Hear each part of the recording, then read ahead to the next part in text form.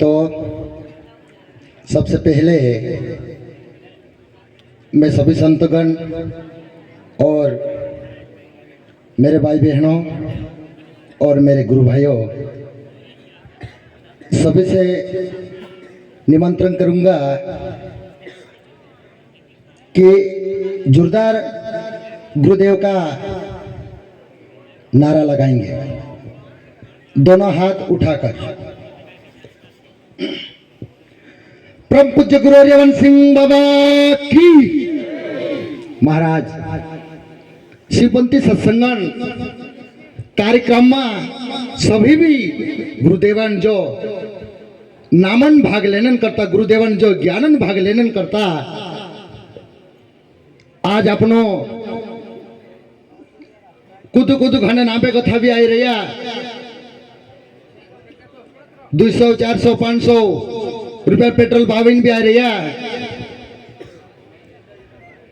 तो अपन काजे नारा लगाने ने भी ताकत और नारा लगाने ने भी आवाज रखना पड़से। जोरदार नारा लगा जो परम पूज्य गुरु हरिवंश सिंह बाबा की, परम पूज्य गुरु हरिवंश सिंह बाबा की, बोलो शंकर भगवान की, शंकर भगवान की। बहुत बहुत धन्यवाद महाराज। आज असो शिवपंथी कार्यक्रमन सभा देखाए भी असा संतगण सत्संगन सहयोग भी करने ताकत रखना जुए। आपनो काजे एक भी शब्द कहने करता शुभ महाराज और गुरुदेव चरण में रखी अपन काजे मुख मिलियो, तो बहुत बहुत धन्यवाद। अपना गुरुदेव आज अपनो गरीबी के कारण इस गुजरात में मजदूरी करने करता यहाँ पर अपन आए हैं 600-700 किलोमीटर की दूरी पर, लेकिन आज गुरुदेव के ऊपर अपना विश्वास हतो और गुरुदेव के ऊपर अपना भरोसा था, इसलिए गुरुदेव अपने शिष्यों को ढूंढते ढूंढते यहीं पर गुजरात में आ पहुंचे। क्योंकि जो जिसके भाग्य में जो लिखा है वो फल जरूर प्राप्त होता है। क्योंकि अपन पहले लगता था यहीं पर हम तो सत्संग करने वाले लोग, हम भजन भक्ति करने वाले लोग, पर हमारे घर में गरीबी है, इसी कारण हमको बाहर रहने का मौका मिला, लेकिन हमको सत्संग करने के लिए मौका नहीं मिला। ऐसा अपने को पहले लगता था, लेकिन आज देखा जाए तो जहां देश में रहो या प्रदेश में रहो, लेकिन गुरु वंश सिंह बाबू सदा अपने साथ है। तो अपने को जो गुरुदेव ने अपने को इतना इतना शास्त्रों का ज्ञान, आत्मा ज्ञान जो अपने को समझाया और बताया, उसी ज्ञान पे अटल रहना चाहिए और जो गुरुदेव ने नाम दिया है उसी नाम पे अटल रहना चाहिए। क्योंकि गुरु ने अपने को सबसे पहले कौन सा नाम दिया है? जय शिवाय नमः। गुरुदेव ने अपने को पहला नाम दिया है जय शिवाय नमः।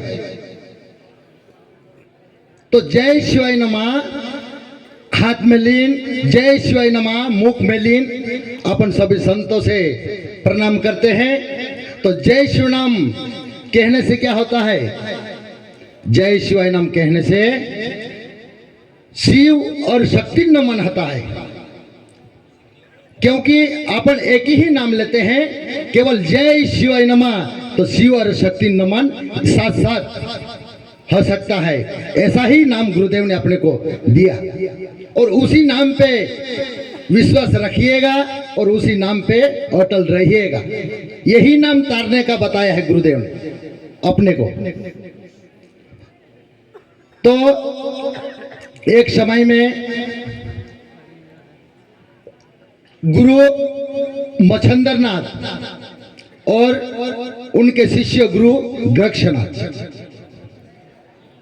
दोनों परिक्रम में जाता थे और कुछ दूर बहुत दूर चले गए और और गुरु मच्छिंद्र नाथ ने अपने शिष्य गुरु गोरक्षनाथ से बोले कि शिष्य गोरक्ष, मुझे बहुत भूख लगी, तुम जाओ किसी घर पे जाकर किसी घर से भिक्षा लेकर आओ और मुझे बहुत भूख लगी। ऐसा गुरु मच्छिंद्र नाथ ने कहना पड़ा। तो गुरु गोरक्षनाथ गया, पास में घर था, उसी घर में गया और वहां जाकर उस घर के द्वार पर जाकर वो बोले कि भिक्षान देही, भिक्षान देही, ये पुकार करे। उसी घर के पास में जाकर उस घर की जो माताएं थी वो बाहर निकल आकर बोली, हाँ साधु क्या चाहिए? तो गुरु गोरक्षनाथ ने बोला, माते, मेरा गुरुजी और हम दोनों परिक्रम में जाते थे और मेरे गुरु को भूख लगी है, इसलिए मैं भिक्षा लेने के लिए तुम्हारे घर पे आ पहुंचा। ऐसा गुरु गोरक्षनाथ ने बोला। तो वो माता, चलो मैं देती हूं तुमको भिक्षा करके, अंदर गए घर में और घर में से जो भिक्षा लाकर गुरु गोरक्षनाथ को दे दी। वो गुरु गोरक्षनाथ ने उस भिक्षा को ले जाकर उसके गुरु को दिया, गुरु मच्छिंद्र नाथ को दिया कि गुरुजी मैं भिक्षा ले आया, लाओ बेटे खा लेता हूं करके। वो मच्छिंद्र नाथ ने वो भिक्षा खा ली। फिर खाने के बाद बोला, अरे गोरक्षनाथ, मैं तो अभी भी भूखा रह गया, तुमको और भिक्षा लाना पड़ेगा। ऐसा करके और गोरक्षनाथ को भिक्षा लेने को लिए बोला। तो गुरु गोरक्षनाथ वापस गया और मच्छिंद्र नाथ ने क्या बोला कि तुम जिस घर से भिक्षा लाए हैं उसी ही घर से लाना वापस। तो गुरु गोरक्षनाथ ने वापस उसी घर गया। उस घर जाकर और बोला कि माते, मेरा गुरु भूखा रह गया है, तो और तुम भिक्षा दो। तो उस घर की जो माताएं थी वो बोल रही थी कि तुम झूठ बोल रहे हैं कि उधर आड़ में जाकर खा गए भिक्षा और अभी आकर बोल रहा कि मेरा गुरु भूखा रह गया। झूठ क्यों बोल रहा, ढोंगी साधु है तुम। ऐसा करके गुरु गोरक्षनाथ को वो डांट रही थी माताएं। तो गुरु गोरक्षनाथ ने क्या बोला, नहीं माता, ये सच है, मेरा गुरु वो भिक्षा खा गया पर भूखा रह गया, इसलिए मेरे को वापस भेजा। तो मेरा एक शर्त पे तुमको भिक्षा देऊंगी। उसे जी जिस घर की जो माता ये बोली कि मेरे एक शर्त करना पड़ेगा। तो गुरु गोरक्षनाथ ने बोला, मेरे गुरु के लिए एक क्या दो शर्त करते हैं, एक क्या पांच शर्त करते हैं, तब भी मैं मानने के लिए तैयार हूं, लेकिन मेरे को भिक्षा चाहिए। तो माता क्या बोली, मैं भिक्षा के बदले तेरा एक आंख लेऊंगा। तो गुरु गोरक्षनाथ ने बोला, हाँ ठीक है माताएं, तुम जाओ, मेरे को भिक्षा ला कर दो और मैं तुम भिक्षा लेके आ रही जब तक मैं मेरा आंख निकाल लूंगा। तो चल, तेरा आंख तेरे हाथ से निकाल कर हेतली पे रखना और मैं भिक्षा लेके आती हूं। ऐसे करके उस घर की जो माताएं अंदर चले गए भिक्षा लेने के लिए और गुरु गोरक्षनाथ अपने गुरु के वचन को निभाने के लिए, और गुरु ने जो वचन उनको दिया था कि जिस घर से लाए उसी घर से लाना करके, तो उसी वचन को पालन करने के लिए गुरु गोरक्षनाथ ने अपने गुरु के लिए इन्हें एक हाथ से अपना आंख उखाड़ कर हेतली पर रख लिया गुरु गोरक्षनाथ ने। फिर एक आंख निकाल कर हेतली पर रखकर राह जो रहा था। फिर माताएं भिक्षा लेके आई। तो आकर ले साधु, ये भिक्षा ले जाओ। तो गुरु गोरक्षनाथ ने क्या बोला, माता ये आंख तो रख लो पहले। तो वो माताएं, उस जिस घर की माताएं थी वो माता क्या बोली, अरे साधु, ये आंख काय के लिए निकाले तुम, मैं तो तुमसे मजाक कर रही थी। मैं तो केवल मजाक कर रही थी कि तुम क्या करोगे, वो आंख निकाल के दोगे कि नहीं दोगे। मैं तो तुमको पहचान रही थी, पर तुम तो सच में आंख निकाल के दे रहे थे। तो नहीं माता, ये तुम्हारा दोष नहीं है, दोष तो मेरा है, क्योंकि मेरे गुरु को जो वचन निभाने के लिए, मेरे गुरु के जो शब्दों का पालन करने के लिए मेरे को आंख निकाल कर मांगे तो आंख निकाल कर देना पड़ता, और हाथ काट के मांगे तो हाथ काट के देना पड़ता। ऐसा गुरु गोरक्षनाथ की जो बात है। चलो ठीक है, करके तो माता, जिस घर की जो भिक्षा देने वाली माता थी, वो माता उसके आंख पे पट्टी बांधकर और हाथ में भिक्षा लेकर वापस गया गुरु मच्छंद्रनाथ के यहाँ। फिर गुरु गोरक्षनाथ मच्छंद्रनाथ के यहाँ पहुंचा और वहां जाकर बोला कि गुरुजी, मैं आपके लिए भिक्षा लेके आया, तो लाओ अभी खा लेता हूं करके। वो मच्छंद्रनाथ जिस भिक्षा को खाने लगा, और भिक्षा जो कुछ थी उसमें वो खा लिया, और एक लोटे में दूध था, तो दूध पीने के लिए ऐसा ऊपर करके पी रहा था, अरे जैसा ऊपर करके पिया वैसी नजर गुरु गोरक्षनाथ के ऊपर गई। तो मच्छंद्रनाथ ने चहक उठा और मच्छंद्रनाथ ने परेशान हो गया कि तेरे हाल ये किसने बनाई, मैं उनको अभी शराब देता हूं, तेरा आंख किसने फोड़ा। तो जिस माता के लिए जो आंख निकाल कर दिया, उस माता के लिए गुरु गोरक्षनाथ ही माफी मांगा कि हे गुरुदेव, हे प्रभु, ये जिस घर में भिक्षा लेने गए वो आंख मांगे, इसलिए मैं आंख निकाल के दिया था, पर उस भिक्षा देने वाली माता की दोष नहीं है, दोष तो मेरा है। तेरा क्यों दोष और तेरा क्यों कसूर, ऐसा मच्छंद्रनाथ ने बोला।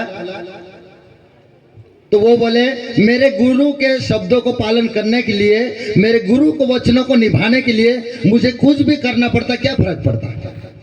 उसको गुरु गोरक्षनाथन कहना पड़िया।